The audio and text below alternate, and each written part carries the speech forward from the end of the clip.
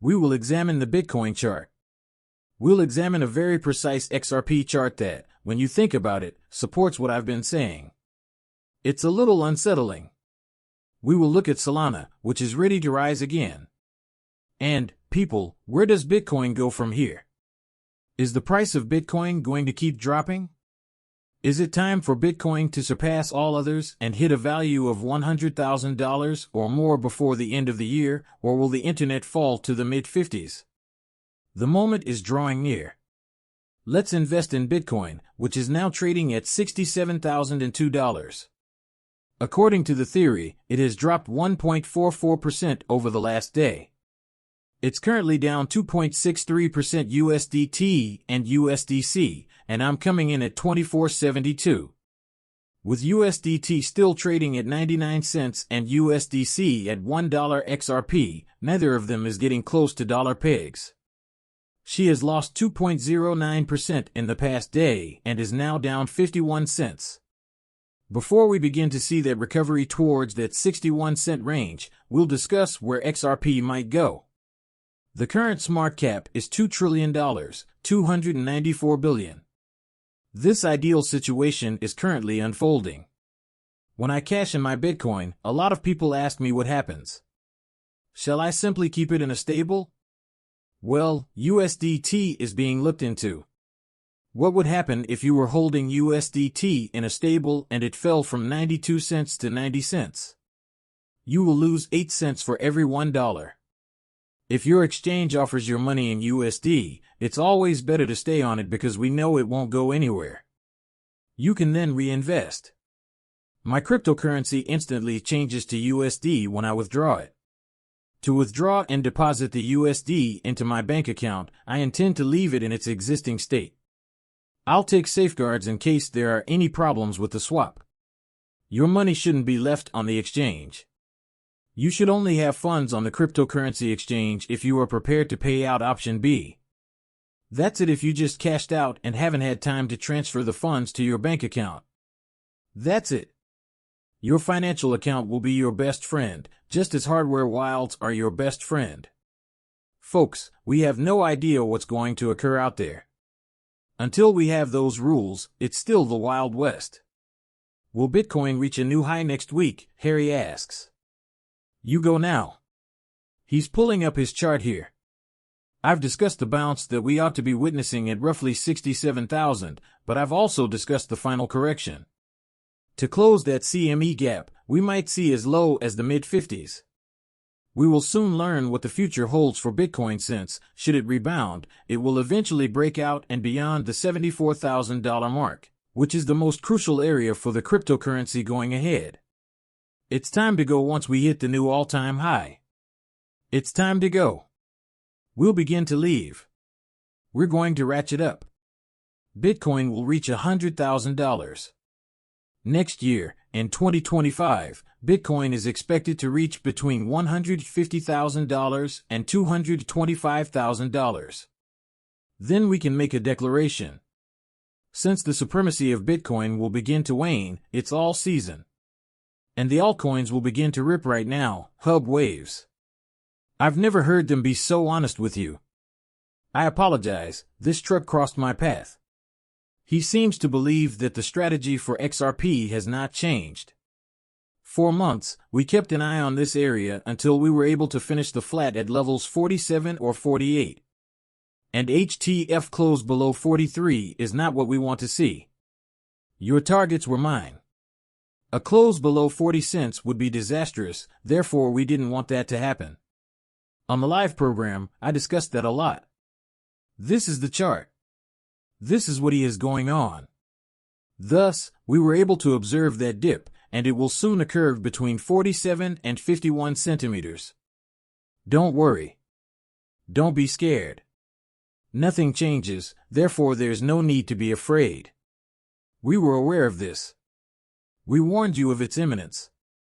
All right, we're in there now, and this is going to hit. We're in contact with the higher part. A little bit lower could be the outcome. We only want to keep 40 cents, even if it does. We won't get anywhere by their territories, in my opinion. People won't have to sit back and start sweating because of this, in my opinion, and we'll start to see what XRP does next once these regions are finished. We only received 61 cents. The first target will be reached first, then 66 cents, then 75 cents. This was followed by the increase to roughly $50 to $75. We will trade in between those ranges after those areas are breached and attacked. At that point, you should search for the trace on XRP. If the retrace stays above those levels, keep in mind that it must stay between $1 and $40. Nothing has altered this blueprint, and we will continue to work toward a new all-time high for XRP in 2025. I have been discussing it for over 2 months. We have been discussing this playbook for the past 2 months. This is the thing you should focus on. There's no point in looking at any other goals or following anything else. They don't matter. These are your key objectives. We are currently somewhat lower and in the small correction zone. Less than 40 cents is acceptable. It's a dire situation. I doubt we ever approach there, but then XRP begins to rise at 61, 66, and 75, and we begin to pay attention to that $50 to $75 range. Look, adds Regane Doc Defender, I'll ask for analysis. We promised to get to the 48-cent area right away. He also told you. I'm with him, he called it too. On the live feeds, I have also stated this. I even created a few films about this during the week. Here we are. That's why, as a group, we're so awesome at creating these videos. Many folks are in a panic. It's over, oh. Doomsday has arrived. Don't think about it. I am unaware of this. No, we anticipated this. Here, we have nothing at all to be concerned about. By the end of the year, we are aware of the direction this will take. You can leave the cryptocurrency markets if it's legitimate. Just make sure the price of the extra piece is trading above 75 cents when you return on December 31st. And that's how you know that 2025 is going to be a fantastic year. Chris Larsen emphasizes that Gary Gensler has been the worst public servant in the history of the nation. That's how simple this is. Indeed, ripples listen, Chris Larsen. In my opinion, Gary Gensler has been the worst public servant our nation has ever had. It has caused tremendous harm to this nation. But look, I believe here is where we need to be really careful. I read what Hoffman had to say about Lina Khan. He is a major contributor to the Democratic Party. Lina Khan must leave, he remarked. Isn't that a magnificent backfire? We could dispute if there's anything that would likely guarantee Lina Khan remains in that position. You are aware of her past actions, both positive and negative. However, I won't give Gary Gensler any justification. You're aware of his impending fate. Therefore, I will refrain from commenting on that, and I believe that contributors shouldn't be involved in such matters. We are in favor of the candidate. You see, we're standing up for her basic principles. Larsen is absolutely correct when he says that her leadership will need to make judgments like that. As you can see, we all believe that Gensler would be the greatest development in cryptocurrency history. Due to all he said at MIT, he immediately approached the SEC. It nearly seemed as if someone took over his body and was dictating what he said, making him a new person. Before joining the SEC and essentially following the script, he appeared to be one of the most knowledgeable individuals about cryptocurrencies and digital assets. We believe that Jake Clinton was the worst that could happen. And it got 100 times worse with Bill Hinman.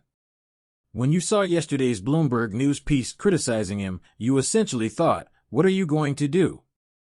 Interestingly, no one believes you'll reach 2026, even though you know your terms are intended to last till then.